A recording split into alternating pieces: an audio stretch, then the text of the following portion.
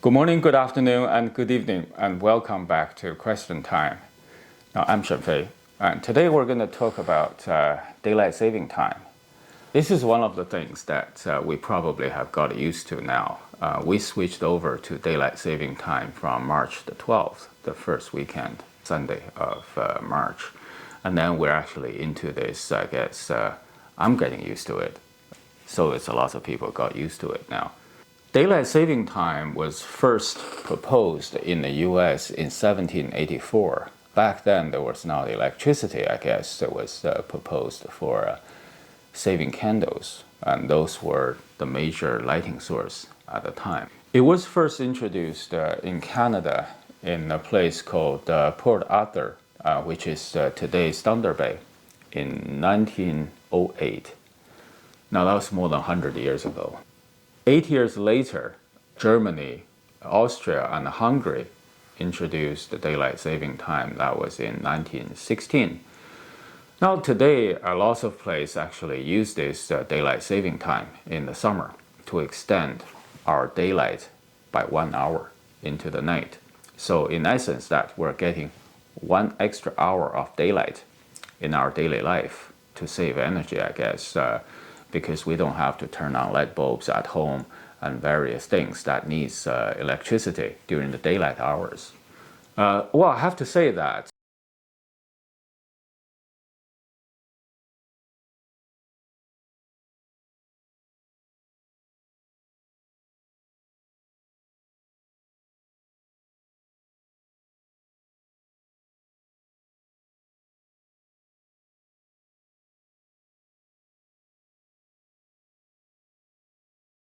today, more countries do not use daylight saving time than the countries actually do. We're in the minority around the world. Now, in 1908, when Canada first introduced daylight saving time, the major electrical consumption at home usually is a light bulb, maybe a fridge or a telephone, those things. So 1 hour of daylight would give us quite a saving in terms of lighting cost. But today, our life is much more complex, significantly improved, and energy consumptions are everywhere. Whether we are actually having a saving or actually extra cost for that 1 hour of extra daylight is the question we're trying to find the answer here.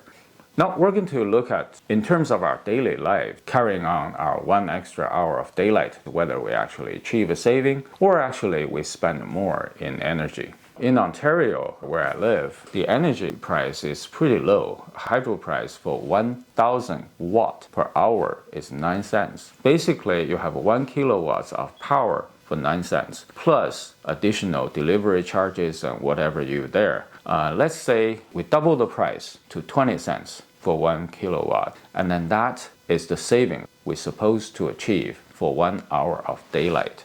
On the other hand, for 1 hour of daylight, we're not sitting around doing nothing. We use a couple of pretty simple examples to see whether we're actually saving or spending more for that 1 hour of daylight. We all know that during the day, people drive a lot.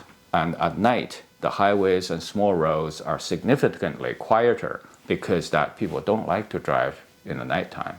1 hour of daylight would give us more time to drive. Either you go places, seeing sceneries, visiting friends, or you are on the road, burning gas. Say an economical car, we're driving 35 miles per gallon for an hour of driving in town. 1 gallon of gas costs nowadays $6, $4, maybe average $5. So in that case, we're really talking about for 1 hour of driving in town, costing about $5 US. In Canada, where we live here, we go by how many liters we burn per 100 kilometer. So in that case, let's say still the same car, about 8 liters per 100 kilometer. But if I were to drive in town, probably 50 kilometers is about right for an hour. That burns about 4 liters of gas. Our local price for that 4 liter of gas is around $6 plus. Okay, so in that case, it's about $6 Canadian. But we are sitting home here. If we're not burning light bulbs, then we're actually saving 20 cents.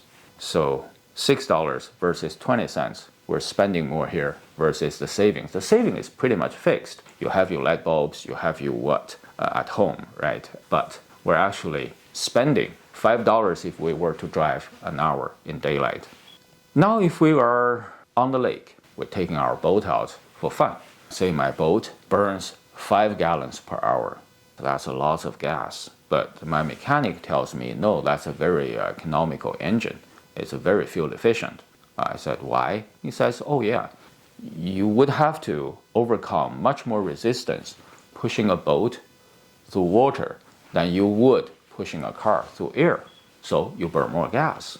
Besides, a boat is much, much heavier than a car. So yeah, you burn more gas. And if it's not for those new technologies in the engine, you wouldn't burn 5 gallons, you would be more. So that's a wonderful engine, very fuel efficient. I said, oh, okay, that's fine, but still, I'm only saving 20 cents at home. But now I'm spending 5 gallons, $25 on the lake for 1 hour of fun. Or $30 Canadian for the same thing. All right, 20 cents, $30. So that is 150 times more than I could have saved 20 cents at home and burned on the lake.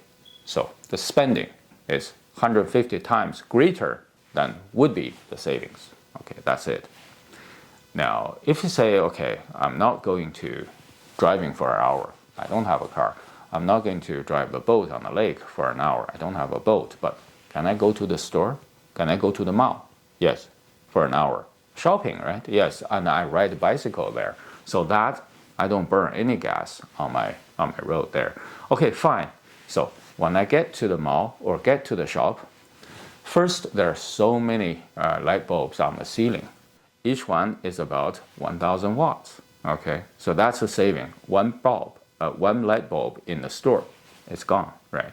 Yeah, and the store does not just have light bulbs. They have computers, up on computers, doing the checkouts. You have the screens, and then in the display area, you have so many computer screens or TVs actually showing the merchandise or whatever. So all these are electricity, and never mind the air handling, air conditioning, cooling, and everything else, mechanical, electrical running. It needs power. So for one commercial establishment, that probably would wipe out, offset so many household savings, probably in the entire neighborhood. Never mind if it is a shopping mall with such energy consuming and energy hungry complex running for extra hour. What's the savings? The savings we actually save at home is all consumed elsewhere, in this case, a shopping establishment. In fact, the only thing I can think of that doesn't burn extra energy is I sit at home doing meditation like this. And only that I get the savings, nothing else. Even if I go to the backyard doing barbecues, I will be burning some gas, natural gas or electrical grill. Yes, that's energy. Never mind if I were to heat the swimming pool, how much of energy that extra hour of heating would be, right? That's really a lot. So either way you look at it, this daylight saving time, whether it is really a saving time or a daylight spending time, is actually a spending thing. I'm scratching my head. I can't find savings anywhere compared to 1 daylight hours I would have spent or I would have consumed in that hour versus the 20 cents saving I get at home. But either way, if you know the answer, you let me know in the comments. Or if you know why the daylight saving time is called the daylight saving time. Maybe in 1908 it was the case. We really have savings for that, extending the 1 hour of daylight.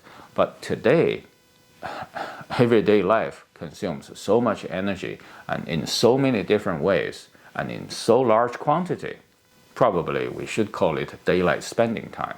And why do we still call it daylight saving time? I don't know. Please let me know. Now that's my question about daylight saving time. If you like the video, please like, share, and subscribe. Until next time, this is Shenfei signing off. Ciao.